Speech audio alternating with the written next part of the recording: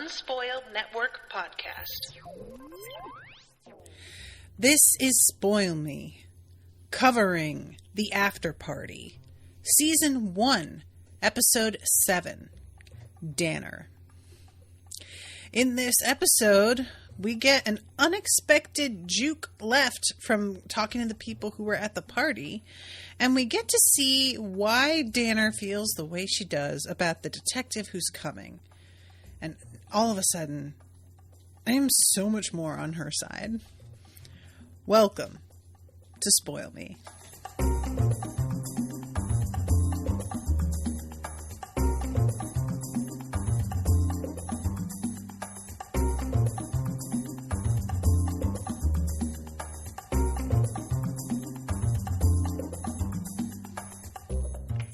Welcome to the show, everyone. I am Natasha. Thank you very much to Max for commissioning this episode. Max, appreciate you. I really have been loving this show. I'm hoping that you will commission the second season because I really want to stay in this universe, and I don't know if the next season still follows the sort of formatting that this one does. I'm assuming it's also going to be a murder mystery again, which is totally great. That's exactly what I want. But yeah, I'm just very curious because this has been such a fucking knocked out of the park first season. I really don't know how they keep this up, you know? Ari is in the chat talking about how bad Apple's user interface is. User face. That's what we say in the tech industry. Just shorten it to user face. It's constantly on the wrong episode for me, even for first-time watch-throughs. Yeah, it's bad. It's weird to me. Look, I'm just going to go off topic for literally a minute. But it's really weird to me how bad the UI is for most streaming services. When Netflix was the first one, and they have pretty much nailed it, in my opinion, everybody should just copy them. And I know that there's probably protections in place for specific things, but really, come on. Is it just that Netflix devoted a lot more manpower to building their UI, and so others are never going to be able to match it because they don't want to invest in it? Or is it just that Netflix was able to trial and error so much more? But even so, you take what they've learned from their trial and error and apply it to yours. It just doesn't seem like it should be this hard. It's wild to me how bad some of them are. HBO is god awful. It's so bad. Hulu, oh my god, do not get me started. Their continue watching bar on Hulu, it's 6 bars down from all of these other shows that they're trying to get me to watch. Let me go to my continue watching immediately. What is wrong with you? What are you doing? Anyway. You guys, I really want to talk about my overall takeaway from this episode, which is fuck the cops. I love that this show has been just so anti-cop. And it's great because it's a tricky thing. If you're going to write, and this isn't a procedural, it's a murder mystery. Those are different things. But if you're going to write something where you're trying to catch a murderer, and so the police are supposed to be kind of the good guys, at least you're rooting for the murderer to get caught. So by default, you fall into being on the side of the cops. If you don't want this to just be bullshit propaganda, and you want to acknowledge what's real about law enforcement and the people in it, you've got to have this sort of story happen. And it didn't really occur to me that they would go this route, simply because the little bits that they've had so far of people being sort of shitty to the cops, and I mean shitty with a big asterisk, meaning actually completely valid and correct. When Jasper says, why didn't we ask a cop when we were in trouble? Oh, I don't know, maybe all of human history. It felt for me okay, good. Well, we're throwing a little bit of it in there. But I didn't think we were just going to get a full episode acknowledging how bad it is. And let's be completely fucking for real here, kids. Danner wouldn't have graduated. Danner, like, I am not interested in the not everybody who's a cop is a bad person, because in order to be part of that system, you have to be willing to put up with such trash that if you are willing to turn a blind eye to that, to keep that job, you are as complicit as anybody. And I just can't ever get past what you would have to tolerate. And Danner's whole vibe, she wouldn't have made it.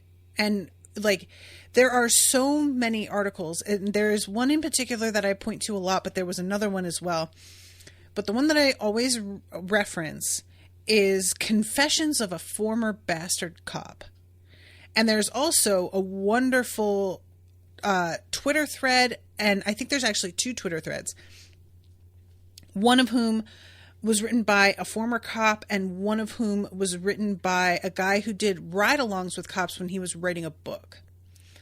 And the Confessions of a Former Bastard Cop, the guy is former because the shit he saw and was told to accept was so horrific that he had to quit because they made his life miserable when he dared to say anything about it. And the thing that always stuck with me from that story, I've read that article now like 6 or 7 times because it is so, it's just like a step-by-step of how to create the most rotten system you can imagine.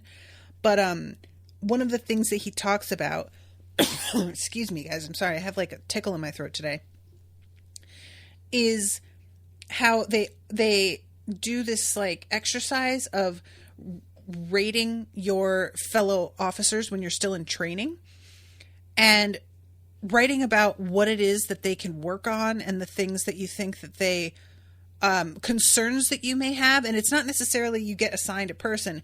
It's like you're given a kind of open space to say whatever about anybody in the whole group. And this dude had some real concerns about some particular guys that were very clearly like bullies and racists.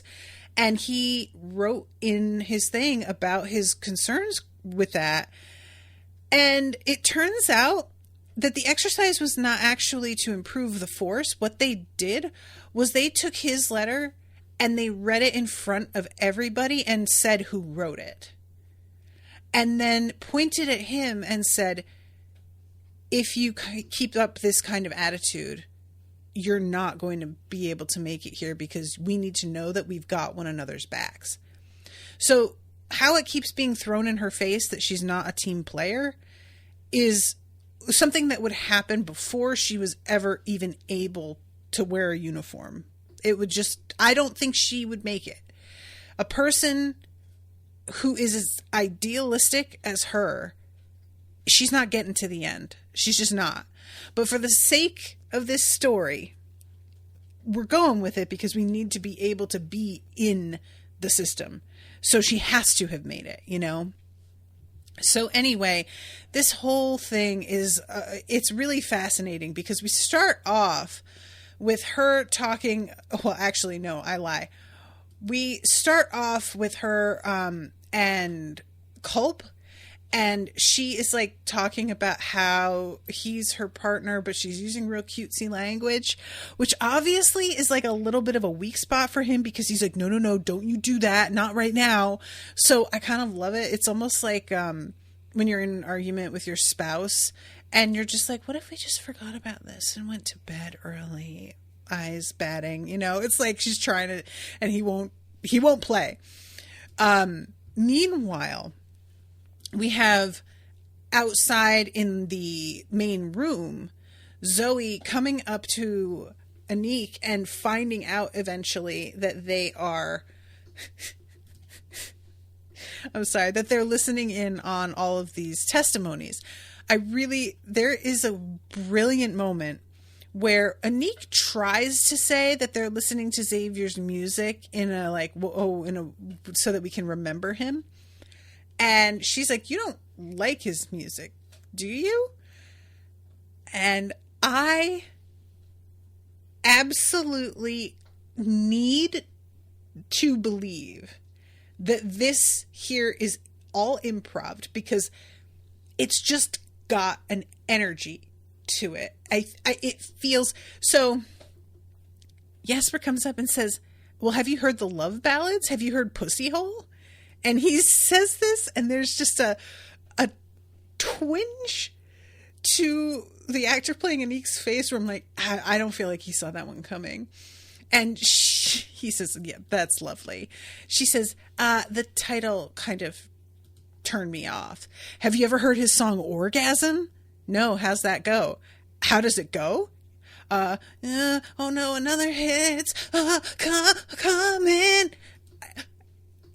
She asked, how's it go, on the spur, and he just had to make it up, and it is just, it's extraordinary. It's so awful, you guys. Oh my Lord. So, yeah, they talk about the mix CD, and he accidentally blurts out how, I'm really glad that you stuck up for me. But then they confess about how they're listening in, and she wants to listen in. So Jasper has to give up one of his earbuds. And unfortunately, Culp, who is in the midst of this argument with Danner, is able to find Anik's phone. It's rough. So this is when, just like sort of jumping ahead here, she's talking about the detective that they're bringing in from LA. We were in police academy together in LA. I know him. And she lays back and starts to be like, oh, it's all screwed up. And he says, what are you doing? And she says, I never thought I'd be a cop. Don't tell your story now. But yeah, she says, my dad was a cop, his dad was a cop, but I was daddy's little girl and he didn't want me to be a cop. He said it wasn't a girl's job. And we see her in bed with a little, like, I don't know if it was like a cop Barbie or what, but it's adorable. When my dad died, everything changed. I decided I wanted to help people the way my dad did. And we see her in police academy, and she is keeping up, kids. She's doing the push-ups. She's doing all of the exercises right alongside everybody else. But these dudes keep saying shit like she's not. Like they're acting like they're helping her get through because they need to make sure the weakest link doesn't break. And she isn't at all the weakest link. She's not as fast maybe as some of them at certain parts. But there's a real sense to me of like, almost like they're holding her back, if anything. And she's talking about this guy and how he was a golden boy. And she's saying this as she's like climbing up the wall. He leans around the wall because she's struggling and is yelling at her like, come on, mad dog, you can do it. And she manages to do it. But once she comes over the other side, she says, thanks for having my back. And he says, well, we all got to finish the whole thing under time or else they make us run it again. So I just hated that for her. She's walking to her car. He says nice form on those push-ups. And the other dude says, you dropped to your knees. I saw you, which we just watched her and she did not. So then come on and have a drink with us. Really? Yeah, we need a designated driver. And I really want to mention how the dude who's getting in snide remarks in this scene is a black man. And this is like a thing that I was not aware of. And I don't know if you are listening. If you are not like, I have grown to be a little bit more plugged into the black community thanks to Rashawn and thanks to joining like a lot of community pages and stuff and just lurking. I don't talk because nobody wants to hear that from me. I just like listen and read and observe. And I had no idea about the way that black men treat black women like trash. And it's like it's just such it is so pervasive and so, what's the word I want? Overt. And the fact that I had never like clocked onto it is not surprising, because I wasn't observant just about the way that white people were behaving to begin with. But once I began to understand the whole concept of white privilege and systemic racism, it was a completely different tier to then understanding misogynoir, which is the specific type of racism experienced by black women, black femmes, because trans women and femme presenting people are just all going to be subjected to this. And it's really, like, I think important that we're seeing here what you would think if you were like me 5 years ago. I would be thinking that all of the black cadets would be maybe like more chummy and supporting one another. But it's more accurate to the way I understand things work to see the black men playing the same power game alongside white men to put down black women. And there was a tweet by Rod Morrow, who is he's the host of Black Guy Who Tips podcast. And he tweeted, and it went viral, and people just attacked him. But he tweeted years ago, black men are the white people of black people.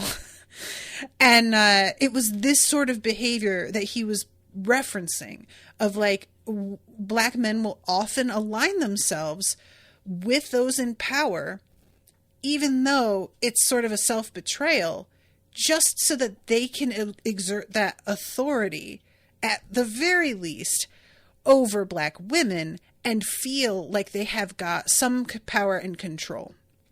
So anyway, I know I'm probably reading too much into this, but I feel like this was a really purposeful choice, because not only is the guy who's making these snide comments black, but there's another black man in the background, even behind him, who is laughing at her. And it just feels like we're really pointing out the boys club. Yeah, white guys at the top of that for sure, but black men are going to be as eager to fit in as anybody. So we see her graduating, and she's really feeling like, I'm about to go out and change the world. And then we see her as a beat cop, where she's like helping a woman whose package got stolen. And I love this. It turns out this woman has a Ring camera that she posted like the video online of the person who stole it. And unless she files a police report, the people who sent it to her are not going to send her another one. So this woman was fully aware the cops were not going to do jack shit. And she didn't even want to bother with them. But she has to. And the dude who, and I don't even remember this guy's name, her partner, but the dude who is with her, I don't remember this actor. But my God, he is so pitch perfect, you guys. If he took it any further, it would be too much. But he goes just right up against the line with the fucking sunglasses, with the posturing, with the attitude, and the complete like checked out nature of the way he handles cases. This is a guy who just wants to be able to strut and bully people. That's clearly the only reason he's here. And so anytime she tries to, engage in actual police work, he is fucking not hearing her. And I mean that in the most literal sense. So in this scene, she's trying to assure this woman that we're taking this seriously. It's, she's really, what's the word I want? she's really trying to commiserate because what this woman lost was like an egg pod, which makes your, boiled eggs perfect. I hate boiled eggs. It's like somebody farted in your mouth, but whatever. And yeah, let's be honest. We're not going to find your egg ball. Pod cooker. Thank you, Danner. Packages get stolen. Unless we catch the guy in the act, there's really not much we can do. And this is when the lady says, oh, it wasn't a guy, it was a girl. So I love this. He flat out says, we're not going to do anything. Like, he acknowledges fully it's not happening. But then she shares this image or this video, and Danner asks, why didn't you call us? And when she says, I didn't think you'd do anything, he rolls his eyes and makes that like sound to his voice, like, wow, unbelievable. And shakes his head and like turns away from her like, wow, I'm really washing my hands of this bitch. You literally just said you weren't going to do anything, but now you're mad that she assumed that you weren't going to do anything. And this, ladies and gentlemen, when people talk about like why we can't defund police, they always talk about like, well, who's going to protect you from? They don't. Police don't prevent crime, first of all. Read any study. It does not help. But second of all, if you are anybody who isn't like a white man above a certain class, they don't give a shit about helping you afterward either. It's not anything for them.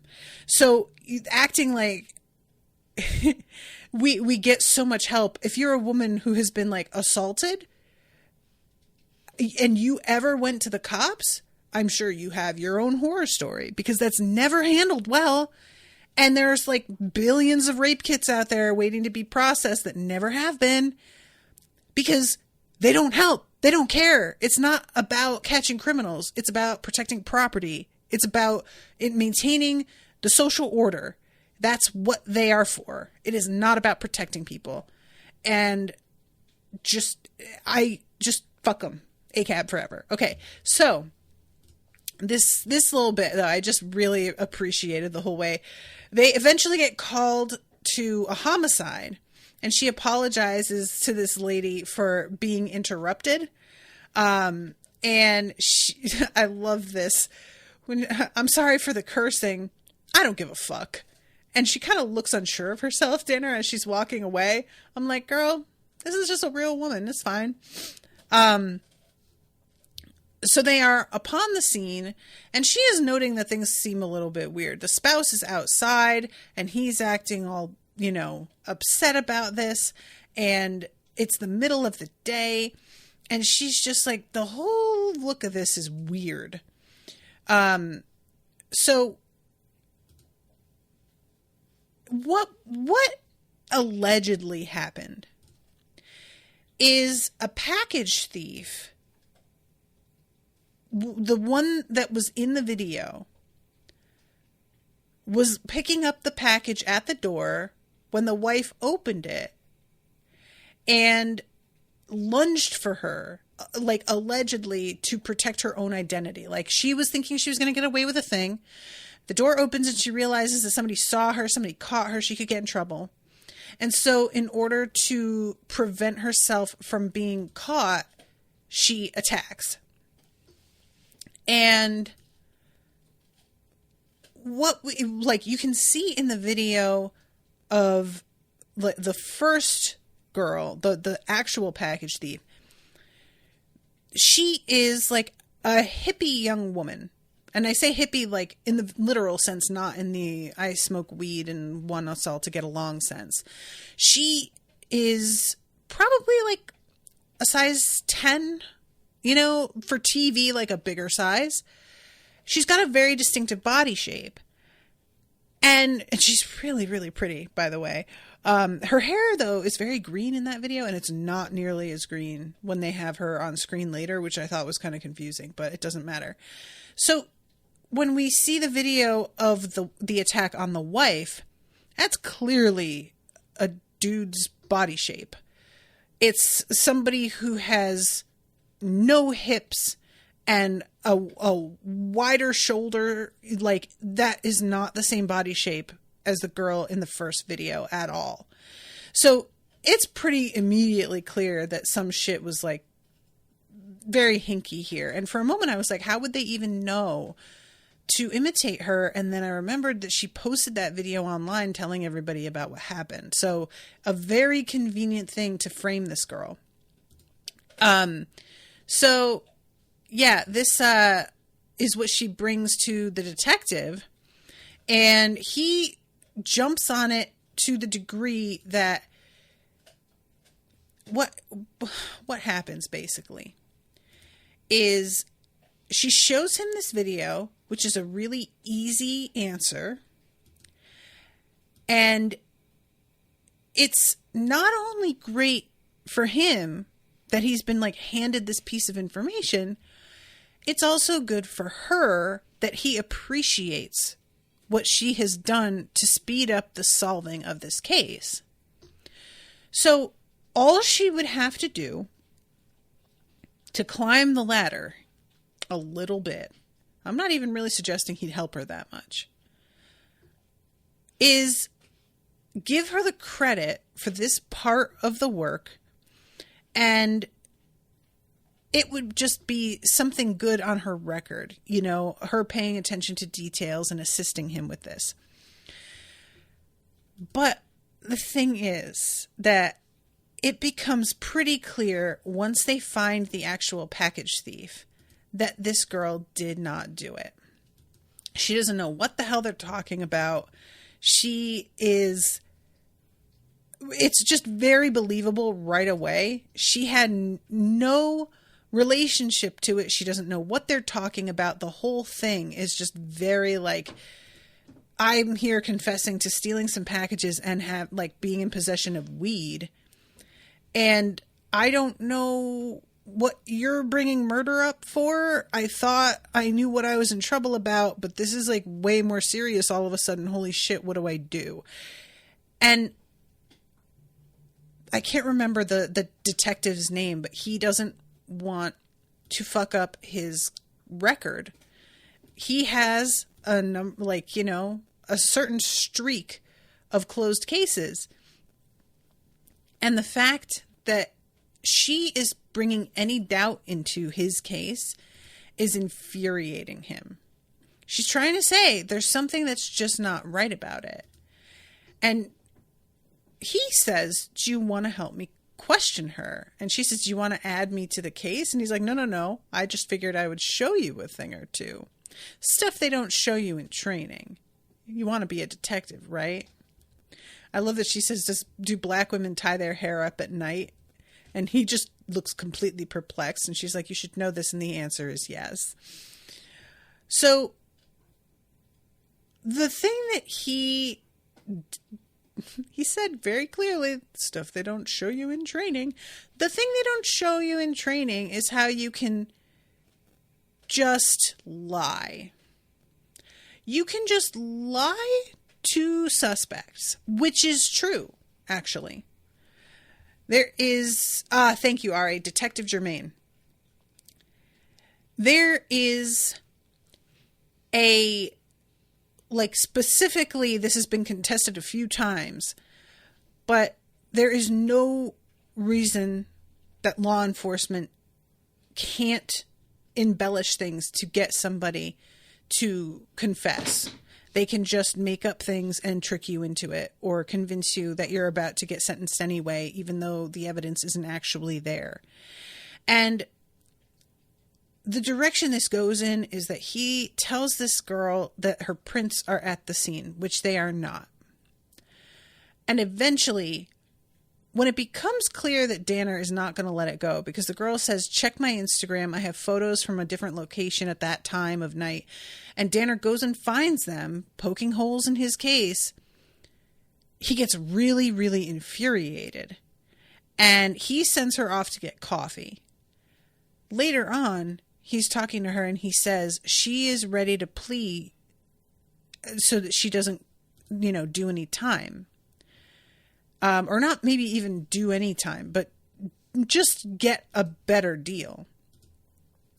And this is something that I really wish we were more educated about in the United States, because there is a very common misconception about people who have criminal records, especially for certain types of crimes, that if they confess, that means they did it. Understandable. Why would you confess if you didn't do it? But a lot of us don't really understand the setup and the process for plea deals. And what it amounts to is that it costs money to like actually bring something to trial. And it's an investment of time. It's an investment of money. And the whole thing is just it's not something that we want to deal with if we can just get to putting you right in jail. And what cops and sometimes public defenders will do is they will tell you, if this goes to trial or to a judge, they're not going to find in your favor anyway. There isn't enough evidence to exonerate you completely. It's likely that you will get such and such sentence. However, if you just cop a plea, you will get a vastly reduced sentence and we will make another deal with you, etc., etc. And if you don't understand your rights and you don't feel confident about the evidence, which you very well might not, because the cops can lie to your face about what evidence there is. If you don't feel confident and you are facing either being very likely sentenced to 20 years in prison versus copping a plea and getting 5, most people cop because it is just self-preservation. And you are in a corner with no way out, and they are showing you a slightly less giant bucket of shit to swim through to get out of it. And I wish that I had understood this more earlier on in my life, but it wasn't until I started to get, again, more educated about systemic racism that I began to see the way we can straight up bully people into making bogus confessions. And they think they are doing what's best for themselves. And a lot of time, what can happen is that you put yourself in the position of having to do it because you talk to the cops without a lawyer. There's a very prevalent, she talks in this episode actually about the way that law enforcement is depicted on television. And there is a very prevalent view that if you ask for a lawyer, that means you have something to hide or are guilty. And so a lot of people don't want to ask for a lawyer because they feel that's going to look a certain way. The truth is, you never, ever want to speak to cops without a lawyer. You I thought myself up until recently, it's fine. What's the big deal? And then I read some stories and found out how much your words can be manipulated and how the context, they can just, again, invent, like they could do whatever. And it made me completely reconsider everything. If I ever wind up in a situation where I'm in a room being questioned, you better believe I'm going to want an attorney. I don't have one. I'll find one, but I'm not talking to them. There is just so much they can do using your own words to completely fuck your life. So anyway, this whole thing, it's so hard to watch because the evidence that she didn't do it is crystal clear. It's like all right there. And he just doesn't want to see it. So she's trying to talk to her partner about how weird the look on the wife's face is when she sees the person at the door.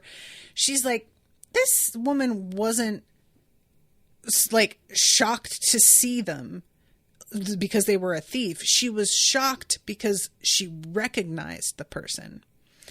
And I also want to mention that there's like a pair of the way this house is set up is they have like a little sort of front porch with gates, and then they have their actual front door. And he was coming in through the gates, which are open, but the wife is coming out of the house. So they're in this sort of little antechamber. And I am trying to figure out, because by the end of this episode, Danner is talking about how she has figured out the way that he got his wife to be coming out of the doors at the right time and the way that Xavier was killed. There's like something linking the two crime scenes and ideas, and I can't figure it out. I don't know if it has to do with the wig. I don't know if it has to do with like, because the blonde wig is the one detail in all of these stories we've seen about that night. Everything that fell off the cliff with Xavier is accounted for, except for the wig. I don't know what that even means. So anyway, she decides that she's going to go and question people herself a little bit. And she questions the husband. It seems pretty clear that he is not at all as cut up about his wife's death as he should be. She asks if there is anybody out there who would want his wife dead.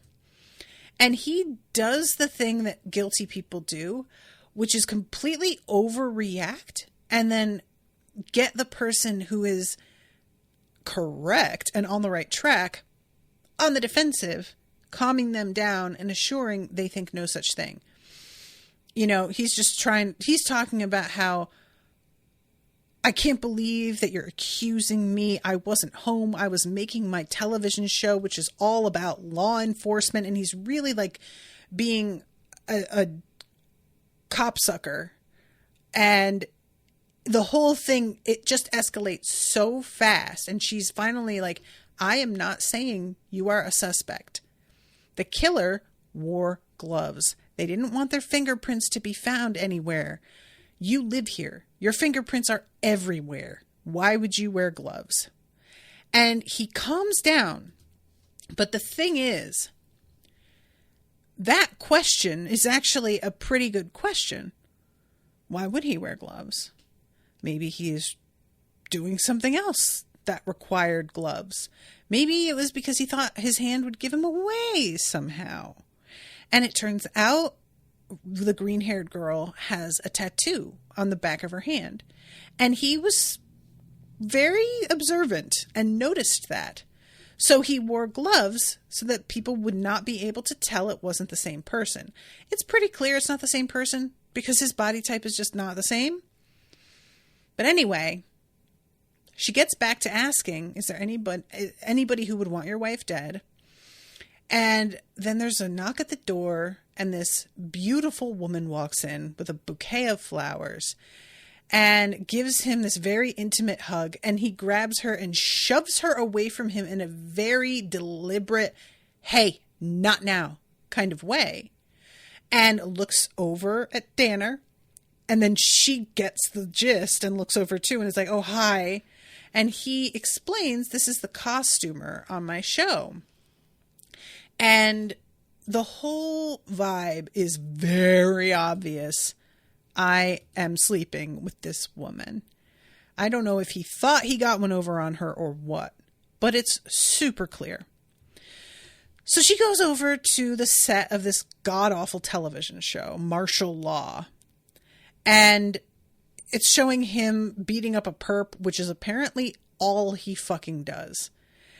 And she eventually gets to talking with the people in the costume department about the director and what his deal is.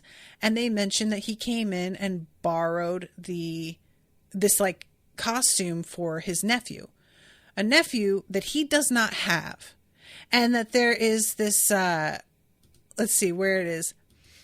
The whole crew, even Vaughn. No, Vaughn always takes a nap in his trailer during lunch. And this is when it's very clear. He just pretended to go to his trailer and then bounced for a little while. It's not hard, like really, really clear actually. So they give her like as much information as she needs, and she leaves and gets screamed at by Detective Germaine. And the whole premise for his anger is not, I can't believe that you just like got the lead without me. It's, there is not enough evidence to convict the person who actually did it. And all I care about is convicting literally anybody. So you're fucking up the one conviction that I could potentially actually depend on and ruining my record. What the fuck are you doing? And she's like, don't you care about getting the actual person that did it? He straight up does not. He says she is a thief. She is a drug user. She did it. End of story. She's willing to take a deal rather than risk the jail time, and you're going to fuck up my clearance record with this crap. Vaughn was also super impressed with me and wants to make me a consultant on the show, so don't mess it all up. But don't you want to make sure you got the right person that you're putting in jail? I thought you wanted to be a homicide detective, because shit like this is not going to get you there. And I truly hate it here. I believe this dialogue from the bottom of my guts. This is like, it's a fictional moment, maybe, but this is the way it actually works. And it's fun because, she's talking on that set about how you guys are really not portraying law enforcement correctly. We don't do things this way. And then we get to see the very, very real way it works, which is basically you bully your comrades in arms into backing your bullshit story. That's the number one rule, is you don't break ranks. So what she does later, because of it, is so completely over the line for them. She realizes that he is not going to listen to her no matter what. So what she does is go to the public defender and be like, hey, you're going to need this information, because she didn't do it. And there's a lot of like circumstantial stuff linking her. But if you look at her fucking basic alibi, none of it holds up. And she describes about like the way that he got the costume and, added gloves and everything.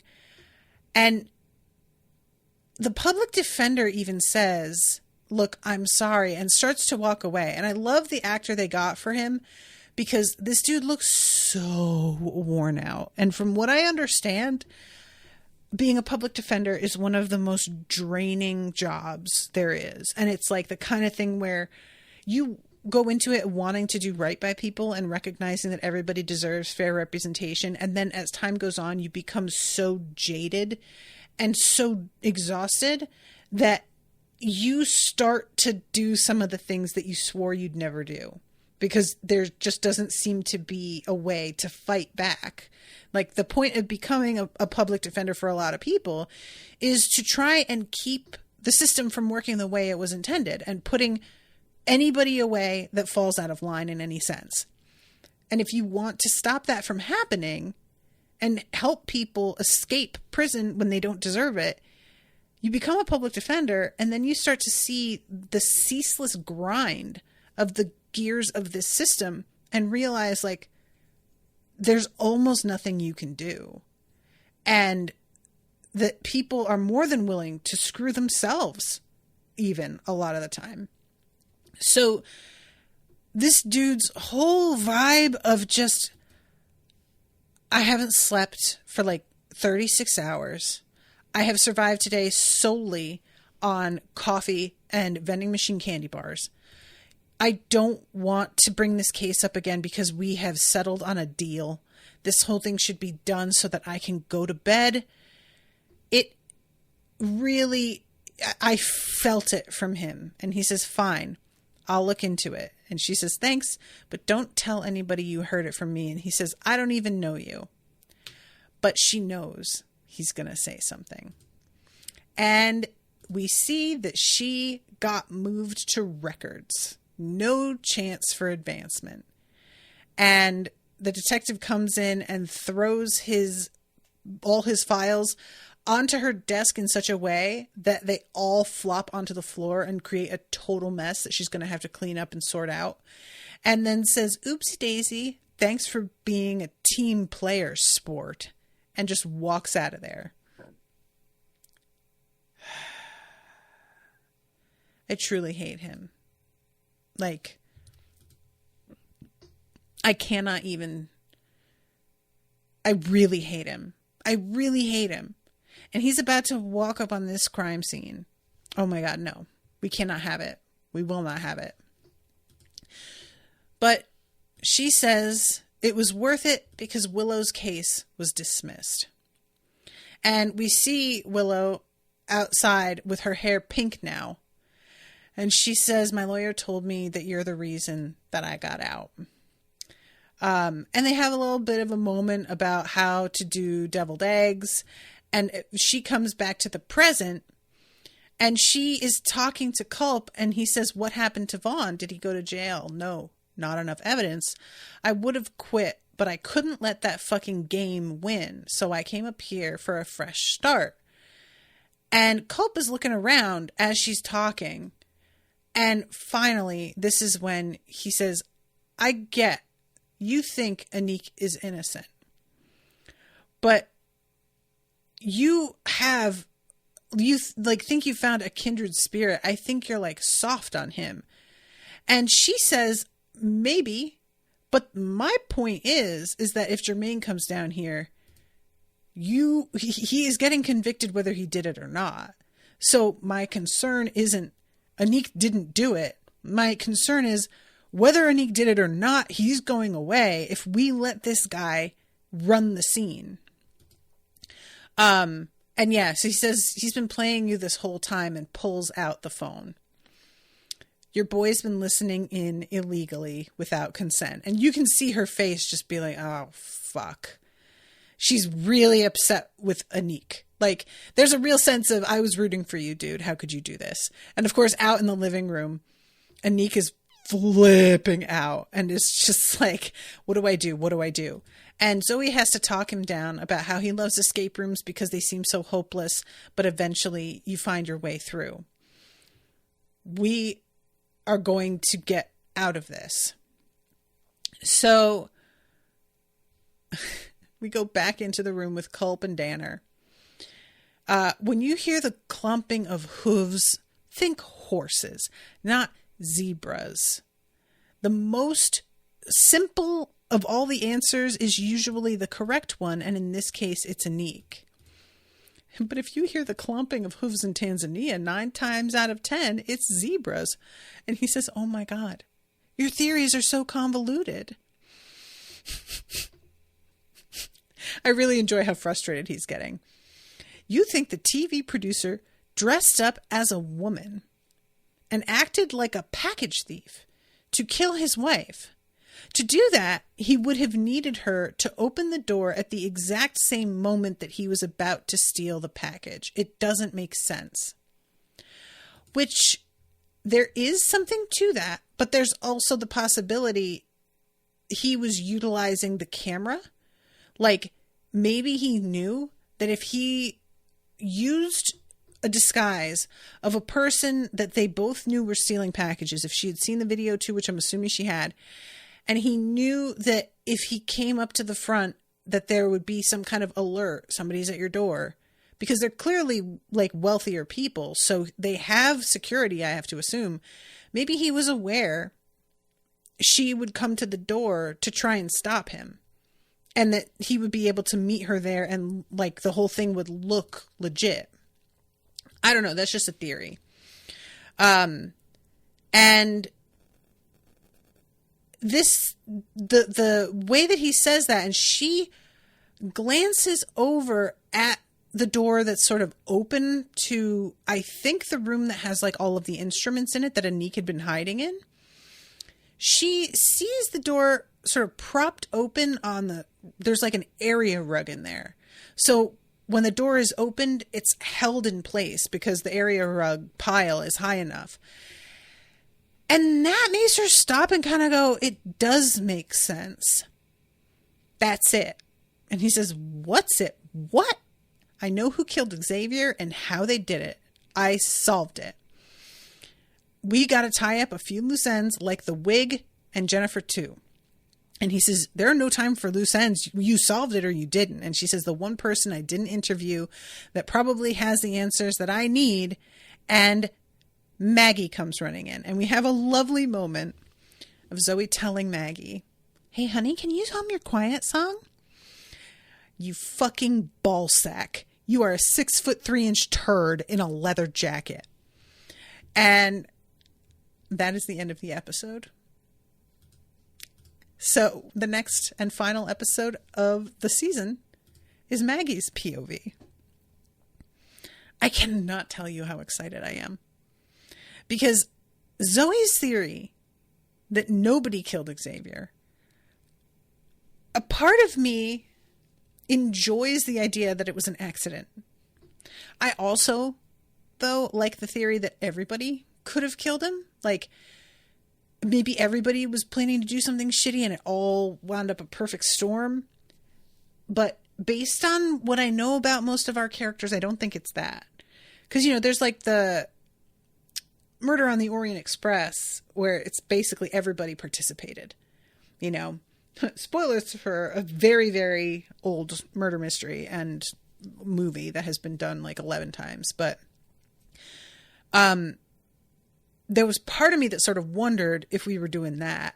But I realized that if we want a second season, you can't have everybody be guilty. You can't just like start, unless you're going to do an American Horror Story type thing where you completely, but no, that's the same cast. It's just different characters. That would be kind of wild though, if they decided that they were just all going to play totally different people next season. But yeah, so there's either Zoe's theory that he wasn't supposed to die, or it was unintentional, or he did something to himself, or somebody did actually murder him. And I was beginning to go with Zoe's theory, but I've decided I don't like it, actually. I really prefer that he was murdered, properly murdered, and that it wasn't an accident. Because if you cop out by just not having anybody be guilty, it makes it kind of less satisfying, so that moving into the next season might not feel as exciting depending on how things shake out. So yeah, I'm going to say so here's the thing. Again, taking into account season 2, I don't want there to be no Jasper in season 2. I still feel like he is the best candidate for having done this. I cannot, however, figure out where Jennifer 2 fits in and why she has disappeared, and the wig thing completely off. Like, Jennifer 2, unless she put the wig on for some reason, and I don't know, the wig was like a very platinum blonde. And I can't think of anybody in the cast who has hair like that. The only hair that's like even close is Indigo's. And hers is really much more brown. Like, it's not that kind of... So, that sort of rules out somebody pretending to be another person at the party specifically. However, it could simply be that they were trying to not look like themselves. They weren't trying to look like anybody else. They were simply attempting to, fly under the radar a little bit. But like, how would that help with getting up to Xavier's room? Because I don't know. He was just, the thing about getting up there, and this is what Anique says also, is that Zoe and Chelsea were standing on the stairs, and if he went up and killed him, they would have had to have seen him, and they would have had to have seen somebody else. So like, was it somebody who was already there? How would that even, I don't know, you guys. Could there have been some, oh, I'm just realizing a detail. So remember how I said everybody at the end of their story, after talking to Xavier in his room, stops and looks in the mirror on the closet door before they leave? Anique is the last one to go in that room. And when he goes up there, the closet door is ajar, and he has to close it to see his face. Everybody else, the closet door is closed. So whomever it was hiding in the closet somehow. Is there a secret room? Is there something like, because that would make sense that you don't see anybody going up the stairs to commit the murder. The question then becomes, though, how did they get out of that room? And nobody see them. I truly don't know how that would work, because I don't really, the layout of this place is a little bit confusing to me. So unless I had a floor plan and I could really be like, okay, maybe they went this way. Everybody is drawn to the balcony to look down and see the body. Maybe they ran downstairs. Maybe they were hiding behind the closet door when Anique was in the room. Maybe they didn't leave right after killing Xavier. And once everybody got distracted at seeing the body, they snuck down while their backs were turned. I don't remember if Anique goes out on the balcony too, though, because he saw the body and then comes back downstairs and is sort of like near the stairs again, I feel like, when everybody else is reacting to the murder. But the closet door, something about, because the way that she looked at the door in that scene, it's clearly, that's what it all hinges on. Oh my God. I didn't do that on purpose, but I stand by it.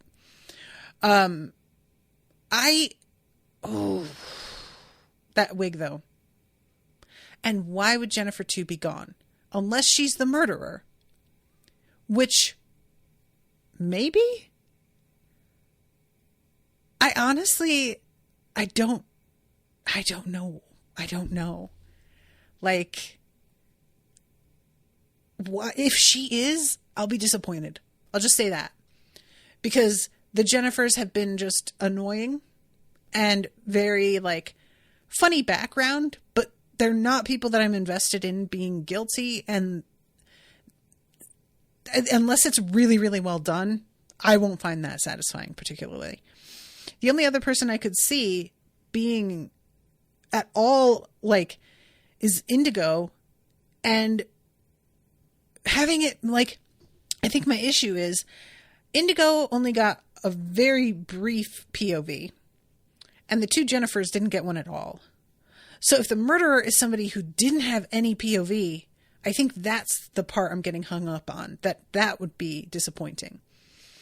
But if Jasper is the one, and I still feel like he's the most likely, that means he doesn't get to the second season, which I don't like. So I don't want to be right about that. And otherwise, I have no fucking idea. Genuinely nothing. So, yeah, I guess I'm going to have to wrap up, guys. But, Ari says, so it could be Maggie and you'd be down. It depends, but if it were Maggie, that would be amazing. I would not be mad about it, honestly. I really like... And if there's going to be anybody hiding in a closet that you look around in the closet and don't see them, it's a 6-year-old girl who's only 2.5 feet tall.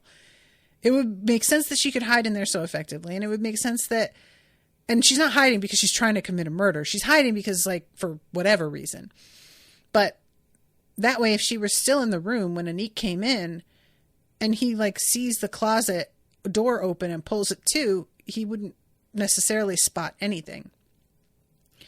And she would be too short to even see over the edge of the balcony as well, because she is so tiny that if you looked up and saw him, it would look like he was alone. All that said, I do not think it was Maggie, but I'm just saying. All right. Next episode, I get to find out. I'm so excited, you guys. I really, really am. I'm so excited. Okay. I'm going to wrap up, but thank you again very much, Max, for commissioning this. Thank you, Ari, for hanging out with me. And until next time, toodaloo, motherfuckers.